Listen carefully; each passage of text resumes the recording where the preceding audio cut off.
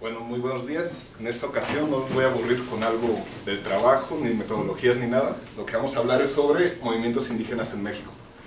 Desde una perspectiva, desde mi perspectiva, porque realmente yo estuve con ellos en las abejas y el ZLN.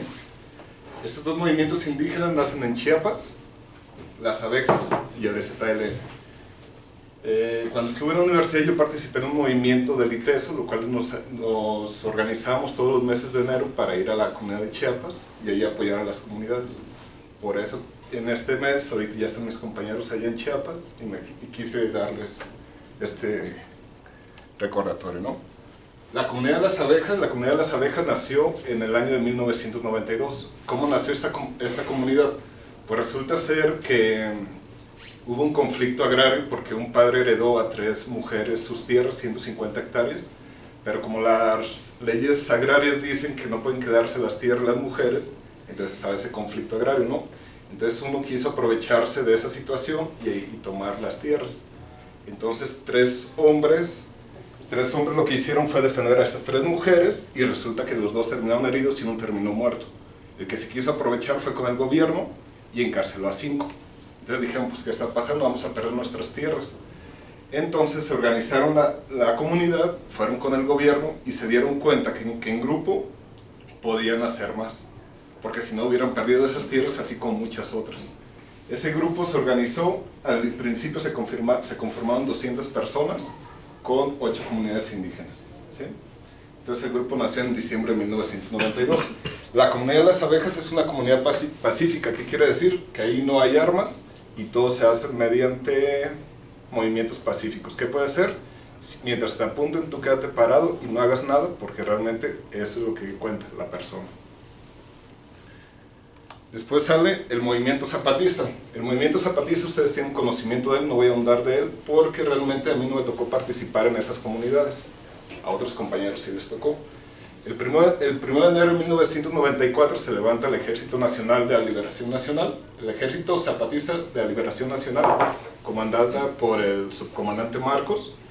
Realmente se levantan porque querían que respetaran sus derechos y sus tierras. ¿Qué pasó? Que en México el ejército les pone un alto, la guerra dura 10 días, donde podemos ver videos que ustedes no pudieron ver, que ahí empiezan a helicópteros a aventar bombas, el ejército llega con los tanques militares, destruye todas las comunidades, pero todo eso no se ve, porque en México si no salen las noticias no existe, ¿verdad?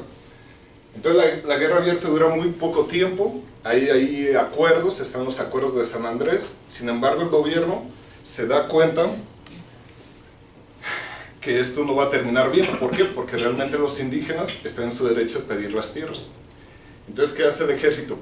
Por aparte, organiza un movimiento de paramilitares que son civiles, que se hacen pasar por como indígenas para hacer como conflictos entre comunidades. Con esos conflictos entre comunidades, entonces el ejército puede decir, ¿sabes qué? Pues están combatiendo 2 comunidades, hay que apoyarlos, cuando realmente no es así. La estrategia plantea entrenamientos de grupo armado, eso se llamaba la guerra de baja intensidad.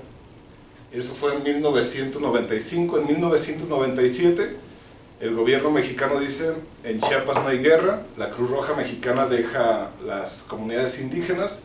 Entonces para nosotros la Cruz Roja era muy buena porque era el único medio donde podían recibir medicina y atención médica. Antes no había nada de eso, ¿sí?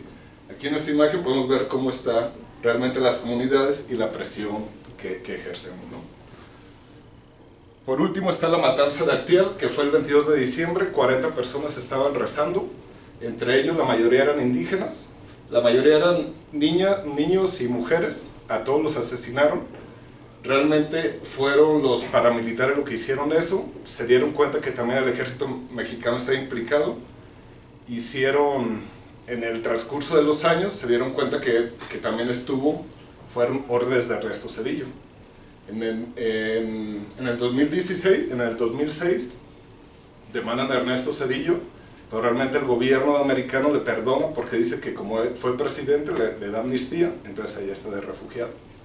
Pero realmente le demandaban por 50 millones. Y 10 días después, pues el ejército empezó a ocupar las comunidades indígenas y se organizaron y dijeron, ¿saben qué? Si nos enfrentamos con el ejército de los hombres, realmente va a haber una guerra más grande. Entonces lo que hicieron es, mujeres y niños, enfrentamos al ejército militar. ¿Para qué? Para sacar al gobierno. Esto fue el 3 de enero de 1998, 10 días después de la matanza de Actial. La matanza de Actial estaba, digamos que fue aquí, y en la expo estaba el ejército militar. Nadie se dio cuenta de lo que había pasado. Perdón. Entonces, en conclusión, lo único que les puedo decir, existen dos movimientos indígenas, pero pueden existir más movimientos indígenas. Lo que tenemos que hacer es ver nuestra realidad, no ignorarlos, es México, y realmente, yo cuando estaba ahí les decía, ¿qué quieren que hagamos por ustedes? No puedes hacer nada porque esta es nuestra realidad, tú vives aquí en Jalisco. Lo único que puedes hacer es darnos voz y voto, decir qué está pasando allá y solo escucharnos. Entonces, para concluir, los invito a que se hagan amigos en el Facebook de las abejas y compartan esta experiencia con todos sus amigos. Gracias.